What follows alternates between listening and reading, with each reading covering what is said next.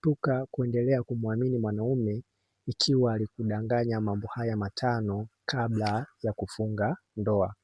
Ni vizuri zaidi kuweza kujua kwamba mwanaume yeyote ambaye alikudanganya mambo haya matano ambayo nitaweza kuyataja kabla ya kufunga ndoa, na baada ya kufunga ndoa ukaweza kuyafahamu, epuka sana kuweza kumwamini huyo mwanaume, kwa sababu ni mwanaume ambaye sio sahihi. Japokuwa kuna watu ambao wanaweza kuchukulia kwamba alidanganywa akaamua kuachika katika ndoa, lakini hapa nazungumzia wanawake ambao wanaamua kuvumilia katika ndoa. Kwa hiyo ni muhimu sana kuweza kujua kwamba kuna wanawake ambao wakishadanganywa hata kama wamefunga ndoa basi huweza kuachika katika hiyo ndoa, lakini kuna wanawake ambao kama walidanganywa basi anaamua kupuuzia. Lakini ni vizuri zaidi kuweza kutambua, hautaki kuweza kumwamini huyu mwanaume ikiwa alikudanganya mambo haya matano ambayo nitaweza kuyataja kabla ya kuingia katika ndoa.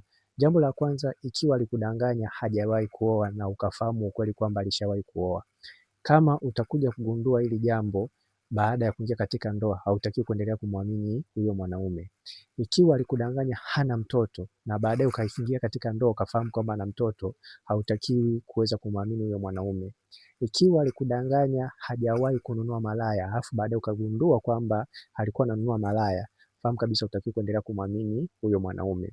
Ikiwa aliwahi kulelewa na majimama au mishangazi na baadaye alikudanganya, alafu baadaye ukaingia katika ndoa ukafahamu kwamba alishawahi kuwa na mishangazi ambayo ilikuwa inamlea, hautakiwi kuendelea kumwamini huyo mwanaume.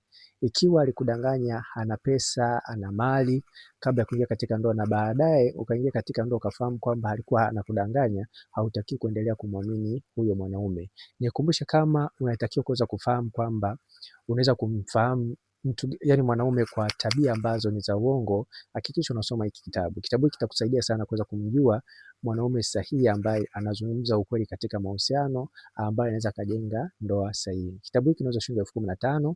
Unaweza kunicheki WhatsApp kwa namba 0713 728736. Lakini kama utakuwa nje Tanzania, utaanza na jumlisha 255 713 728736. Kwa hiyo hakikisha unapata hiki kitabu, kitakusaidia sana. Utapata ushauri pamoja na video za staili za mapenzi. Asante na karibu.